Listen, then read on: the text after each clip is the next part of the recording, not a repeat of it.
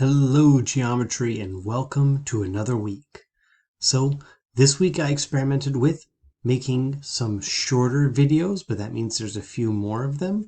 But the time ends up being about the same, even though there are more videos here than usual. So rather than making two 15-minute videos, I have a series of 5-minute videos. So I hope that helps categorize and chunk the learning and what you guys are doing this week.